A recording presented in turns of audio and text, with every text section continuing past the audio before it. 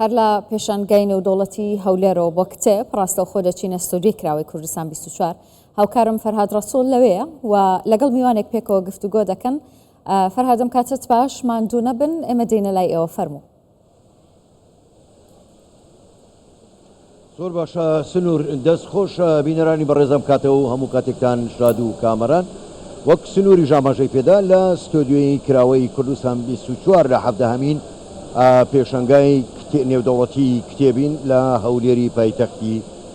کوردستان. میوانێکمان هەیە، دەمانەوێت لەگەڵ میوانەکەمان قسەی زیاتر پرسی زیاتر سەبارەت بە گرنگی ئەم پێشەنگایە بکەین. میوانەکەمان زۆر بەڕێز مامۆستا سەلام عەبدوڵڵا سەرنووسەری ڕۆژنامەی خەبات جگەلەوە هەم خۆی ڕاگەیاندنکار و یەکێکیشە لە نووسەرە دیارەکانی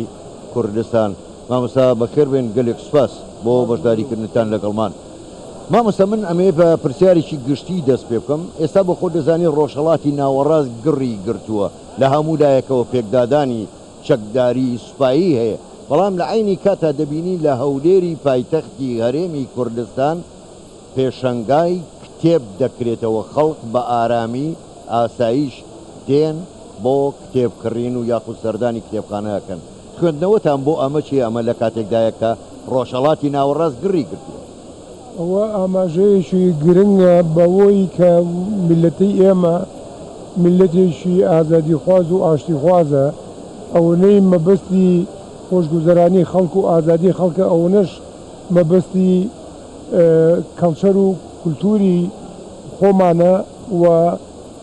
ئاشنابوون بە کولتوری دەرەوەی خۆمان یا باوەتایەکی تر کولتوری جیهانیش. خۆشبەختانە ئەم جارە ئەوە هەفتەهەمین پێشانگای نێودەوڵەتیە کە لە هەولێرەکرێ، ساڵانە بۆ بە نەریتێک لە 9 ئەپریلە ئەم پێشانگایە ئەکرێتەوە و ئەمە دەریچەیەکی باشە بۆ خەڵکی ئێمەش کە نەتەنیا ئاشنایی بە بەرهەمەکانی نووسەرانی خۆمان بکات، بەڵکو ئاشنایەتی پەیدا بکات بە کولتور و ئەدەب و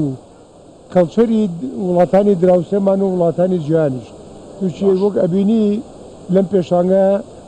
کتێبی جۆراوجۆر و زمانی جۆراوجۆر بەدیەکرێ، لە کوردی، لە فارسی، لە عەرەبی، لە ئینگلیزی، لە ئەڵمانی لەمانە. بەڵام ئەگەر تۆ وەکو مێژووی ئەم مناسەبەتێکەوە هەفتەهەمین جارە لە هەولێری پایتەخت بەڕێوەچێ، ئەوەی من یەکەم جار کە هەستم پێکرد لە ڕاستیدا وا مەزانی هاتووم بۆ پێشەنگایەکی کتێبی عەرەبی. تووشی کتێبی عەرەبی بەڕادەیە زۆر بوو کە لە چاو کتێبە کوردیەکانە نیسبەت نەبوو. بەڵام خۆشبەختانە ئێستا کتێبی کوردی ئەم ساڵ تقریبا وەکو نووسراوە ئەڵێ شەعارەکە گۆڕا بەوەی کە ناسینی زمان و ئەدەب و کەڵچەری کوردی بە جیهان. زۆر باشە مامۆستا، من ئەمەوێ پرسیاریشکە بکەم هەر سەبارەت بە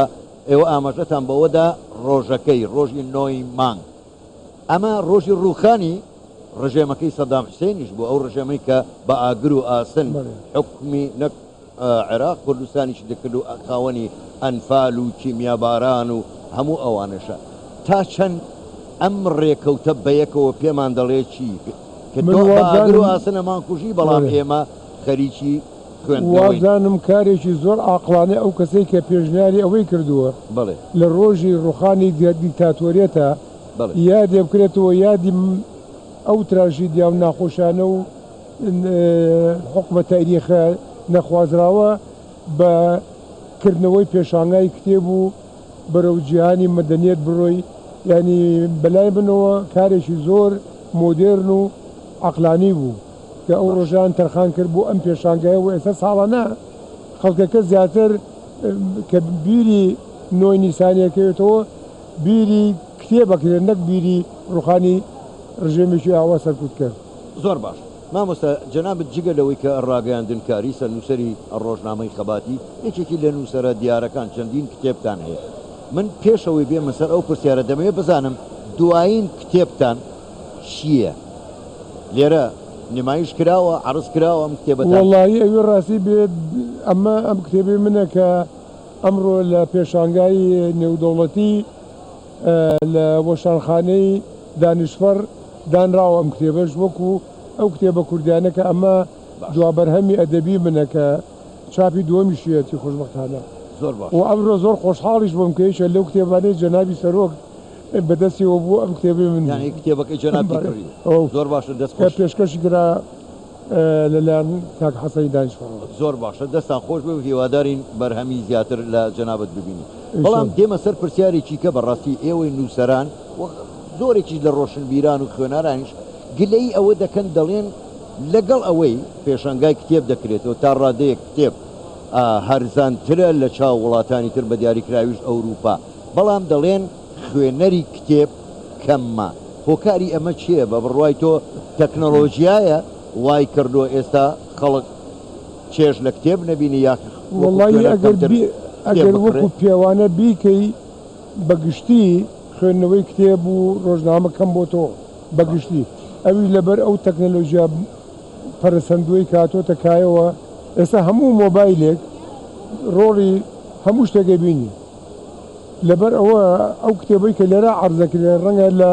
سایتەکانی بە ئاسانی دەستکەوێت لە ئەنواع وشکاڵ ئەو پرۆگرامانەیتەوە ئینستاگرامە ئەوە تیکتۆکە ئەوە مێسنجەرە ئەوە واتساپە ئەمەش هەیە لە بەردەمە ئەمانە هەمووی بۆ بە ئاسانکاری ڕەنگە تەسیرێکی کردی بێ بەڵام بەو تەسیرە نییە کە خوێندنەوەی کتێب و ئەمانە بنەبڕوو بێ کەس نەبێت ئەوە تاسە ساڵانە بینی ساڵ لە دوای ساڵ خەڵک زیاتر سەردانی ئەم پێشانگانەکە ئەوەش ئەوە گەێنێ کە تا ئێستا کتێب خوێندنەوە تامەزڕۆی خۆی و جمهوری خۆی ماوە تووشی بەڕاستی خوێندنەوەی کتێبێ لەکوێ و خوێندنەوەی کتێبێکش لە ئایفۆنێکا چێژی کتێب لەوەداەکەی بکەیت چۆن ئەنگلی چۆن سەیرەکەی چۆن دایە ئەزانی کتێبە خوێنیتەوە بەڵام کە ئەماکەی بەڕاستی بە خۆم جاروبار ڕەنگە هەنێت تێکس لە تەلەفۆن ناخوێنمەوە بەڵام تااقەتم لێ کتێبێک خوێنمەوە لەسەر باش ئەو تامو لەزە دوو چێژەی لە کتێبە لە کاغەزایە لەو پارچە باش مامۆستا گەنجێکی زۆر ئێستا لە ئەم پێشەنگایە دەیان بینی زۆربەیان گەنجن تا چەند تۆ دڵخۆشی بەوەی کە گەنجی لە کوردستان ئێستا هاتون بۆ ئەم پێشانگایە لە باتیوی بڕۆن بۆ شوێنێکی تر بە دوای کتێبە گەڕێن من دەبینم زۆریان کتێبیان بەدەستەوەی کڕیویانە یان دەپرسن لێرە و لەوێ وەڵای لای من ئەوە گرنگە بە دوای چ جۆرە کتێبێکە هاگەڕێ ئەوە بۆ من پرسیاری سەرشیە تووشی هەموو کتێبێکی شار باش نە هەموو کتێبێت هەندێک کتێبێ چاواشەکارە بەسەر زۆربەی زۆری ئەوانەی کە ئەو کارە تێرویست و نابەجیانەکەن ئەتیمادەکەن هەندێک کتێب و هەندێک تێکست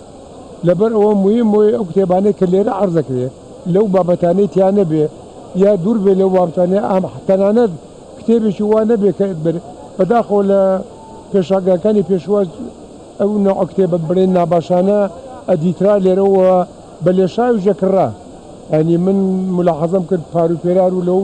چەند ساڵە لەمەوە بە خەڵکی بە عەرەبانە ئەو جۆرە کتێبانەیەکرێ پیا و بیرێ کردوی باشە ئەمایان بۆ چییە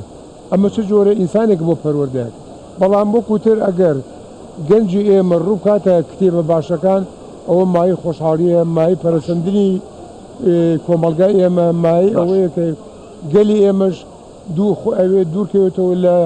ئەفکاری ئێرهابی و تێروریزم و ئەمانە و عقوباتە مەدەنیەت و پێشکەوتن و بیناسازی زۆر باشە زۆر بەڕێز مامەستا سەلام عەبدوڵڵا